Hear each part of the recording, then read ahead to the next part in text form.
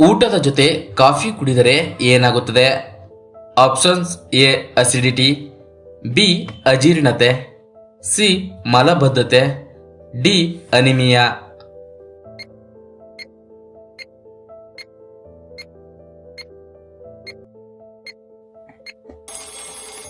ಸರಿಯಾದ ಉತ್ತರ option D anaemia. ವೀಕ್ಷಕರೇ, ಊಟದ ಜೊತೆ ಕಾಫಿ ಕುಡಿದರೆ ಕಾಫಿಯಲ್ಲಿರೋ ಕೆಫಿನ್ ಊಟದಲ್ಲಿರುವ ಕಬ್ಬಿಣಾಂಶವನ್ನೇ ಹೀರಿಕೊಂಡು ಬಿಡುತ್ತದೆ. ಇದರಿಂದ ದೇಹದಲ್ಲಿ ರಕ್ತ ಕಡಿಮೆಯಾಗುತ್ತದೆ. ಇದನ್ನು ರಕ್ತಹೀನತೆ ಅಥವಾ ಅನಿಮಿಯಾ ಎಂದು ಕರೆಯುತ್ತಾರೆ. ಮೂತ್ರದ ಬಣ್ಣವು ನೀರಿನಂತೆ ಇದ್ದರೆ ಯಾವ ಆರೋಗ್ಯ ಸಮಸ್ಯೆ ಇದೆ ಎಂದರ್ಥ? Options: A dehydration, B over hydration, C ಸಕ್ಕರೆ ಕಾಯಿಲೆ, ಡಿ ಮೂತ್ರನಾಳ ಸೋಂಕು.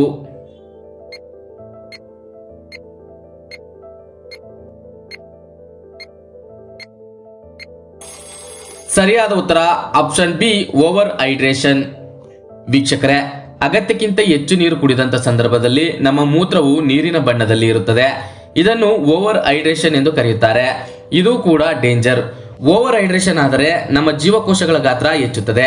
ಪದೇ ಪದೇ ಮೂತ್ರ ವಿಸರ್ಜನೆಗೆ ಹೋಗುತ್ತೇವೆ. ಇದರಿಂದ ಸಕ್ಕರೆ ಕಾಯಿಲೆ ಇರಬಹುದು ಅಂದುಕೊಂಡು ಮಾನಸಿಕವಾಗಿ ಕುಗ್ಗುತ್ತೇವೆ. ಅಲ್ಲದೆ ಓವರ್ ಹೈಡ್ರೇಷನ್ ಹೃದಯದ ಆರೋಗ್ಯಕ್ಕೂ ಕೂಡ ತೊಂದರೆ. ಕೆಲವೊಮ್ಮೆ ಕೋಮಾಗೂ ಜಾರುವ ಸಾಧ್ಯತೆಯೂ ಇದೆ ಮತ್ತು ಅತಿಸಾರವೂ ಉಂಟಾಗುತ್ತದೆ. ಹೆಚ್ಚಾಗಿ ನೀರು ಕುಡಿಯುವುದರಿಂದ ನಮ್ಮ ದೇಹದಲ್ಲಿರುವ ಸೋಡಿಯಂ ಮತ್ತು ಎಲೆಕ್ಟ್ರೋಲೈಟ್ಗಳ ಸಮತೋಲನವನ್ನು ದುರ್ಬಲಗೊಳಿಸುತ್ತದೆ. ಹೀಗಾಗಿ ಅಗತ್ಯಕ್ಕೆ ತಕ್ಕಂತೆ ನೀರು ಕುಡಿಯುವುದು ಆರೋಗ್ಯಕ್ಕೆ ಒಳ್ಳೆಯದು. ರಾತ್ರಿ ಸಮಯದಲ್ಲಿ ಮೊಸರು ತಿನ್ನುವುದರಿಂದ ಏನಾಗುತ್ತದೆ? ಆಪ್ಷನ್ಸ್: ಎ ಕಫ ಹೆಚ್ಚಾಗುತ್ತದೆ, ಬಿ ಬಹುಬೇಗ ದಪ್ಪ ಆಗುತ್ತಾರೆ, ಸಿ ಅತಿಸಾರ, ಡಿ ಮೇಲಿನ ಎಲ್ಲವೂ.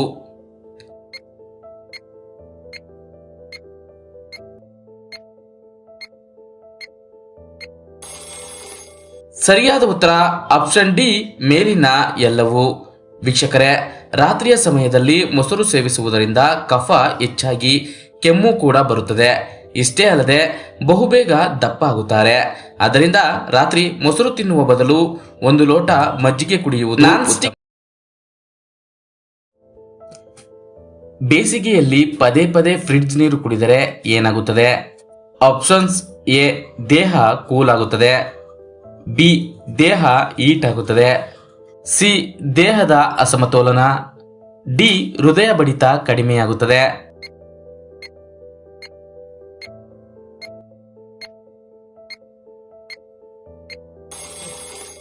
ಸರಿಯಾದ ಉತ್ತರ ದೇಹದ ಅಸಮತೋಲನ ಮತ್ತು ಹೃದಯ ಬಡಿತ ಕಡಿಮೆಯಾಗುತ್ತದೆ. ವೀಕ್ಷಕರೇ, ಬೇಸಿಗೆಯಲ್ಲಿ ಹೊರಗಿನಿಂದ ಬಂದ ತಕ್ಷಣ ಫ್ರಿಡ್ಜ್ ನೀರು ಕುಡಿಯುವ ಅಭ್ಯಾಸವಿರುತ್ತದೆ. ಕೆಲವರಿಗಂತೂ ಬಿಸಿಲು ಜಾಸ್ತಿ ಆಗುತ್ತಿದ್ದಂತೆಯೇ ಕೋಲ್ಡ್ ನೀರು ಬೇಕೇ ಬೇಕು ಎನ್ನುತ್ತಾರೆ.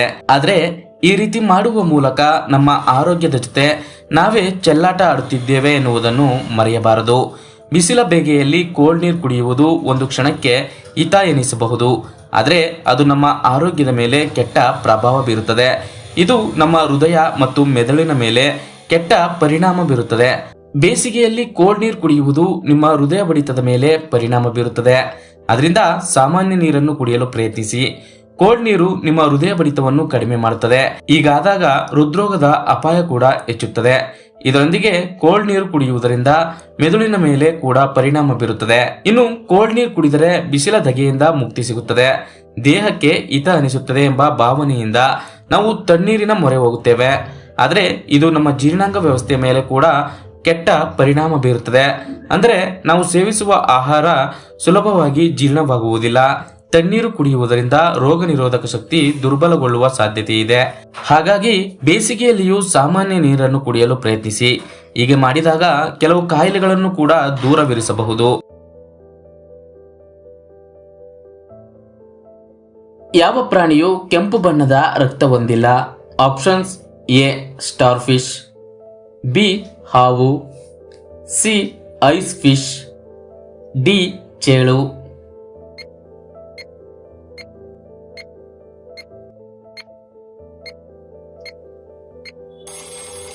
ಸರಿಯಾದ ಉತ್ತರ option C ice fish. Covid ಲಸಿಕೆ ಹಾಕಿಸಿಕೊಂಡವರಿಗೆ ಯಾವ ಕಾಯಿಲೆ ಬರುತ್ತದೆ? ಆಪ್ಷನ್ಸ್: ಎ ಹೃದಯಾಘಾತ, ಬಿ ರಕ್ತ ಹೆಪ್ಪುಗಟ್ಟುವಿಕೆ, ಸಿ ಉಸಿರಾಟದ ತೊಂದರೆ, ಡಿ ಸಾವು.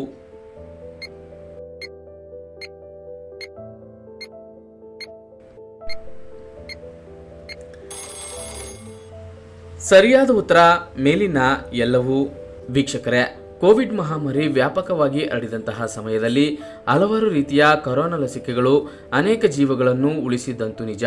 ಆದರೆ ಕೋವಿಶೀಲ್ಡ್ ಲಸಿಕೆಯಿಂದ ಆದ ಅಡ್ಡ ಪರಿಣಾಮಗಳು, ಗಂಭೀರ ಆರೋಗ್ಯ ಸಮಸ್ಯೆಗಳು ಹಾಗೂ ಸಾವು ಪ್ರಕರಣಗಳ ಕುರಿತು ವಿಚಾರಣೆ ನಡೆಸುತ್ತಿರುವಾಗ ಬ್ರಿಟನ್ ನ್ಯಾಯಾಲಯದ ಮುಂದೆ ಅಡ್ಡ ಪರಿಣಾಮಗಳ ಬಗ್ಗೆ ಸ್ವತಃ ಲಸಿಕೆ ತಯಾರಿಸಿದಂತಹ ಪ್ರತಿಷ್ಠಿತ ಔಷಧಿ ತಯಾರಿಕಾ ಕಂಪನಿ ಬ್ರಿಟನ್ ಮೂಲದ ಆಸ್ಟ್ರಾಜೆನಿಕಾ ಒಪ್ಪಿಕೊಂಡಿದೆ.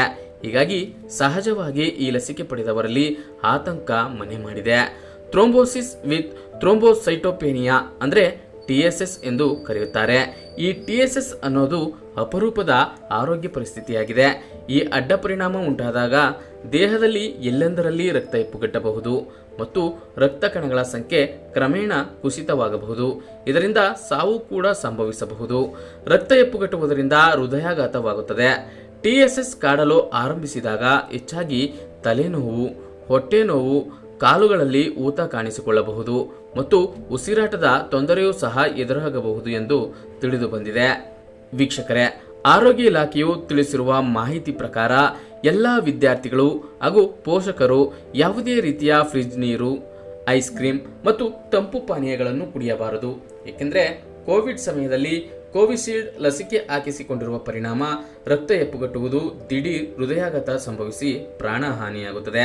ಹಾಗಾಗಿ ಆರೋಗ್ಯ ಇಲಾಖೆಯ ಸೂಚನೆಗಳನ್ನು ಕಡ್ಡಾಯವಾಗಿ ಪಾಲಿಸುವುದು ಉತ್ತಮ. ಫ್ರೈಡ್ ಚಿಕನ್ ತಿಂದರೆ ಯಾವ ಕಾಯಿಲೆ ಬರುತ್ತದೆ? ಆಪ್ಷನ್ಸ್: ಎ ಮಧುಮೇಹ, ಬಿ ಹೃದ್ರೋಗ, ಸಿ ಕ್ಯಾನ್ಸರ್, ಡಿ ಮೇಲಿನ ಎಲ್ಲವೂ.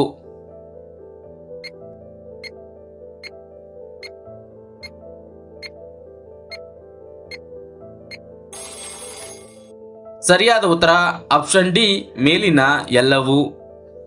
ವೀಕ್ಷಕರೇ, ಚಿಕನ್ ಬಹುತೇಕರ ನೆಚ್ಚಿನ ಆಹಾರ. ವಾರಕ್ಕೆ 1 ಅಥವಾ 2 ಬಾರಿ ತಿನ್ನಲೇಬೇಕು. ಕೆಲವರು ಪ್ರತಿದಿನ ಸೇವಿಸುವವರು ಕೂಡ ಇದ್ದಾರೆ. ವಿವಿಧ ರೀತಿಯ ಚಿಕನ್ ಖಾದ್ಯಗಳಲ್ಲಿ ಫ್ರೈಡ್ ಚಿಕನ್ ಎಲ್ಲರ ಬಾಯಲ್ಲಿ ನೀರೂರಿಸುವ ಖಾದ್ಯವಾಗಿದೆ.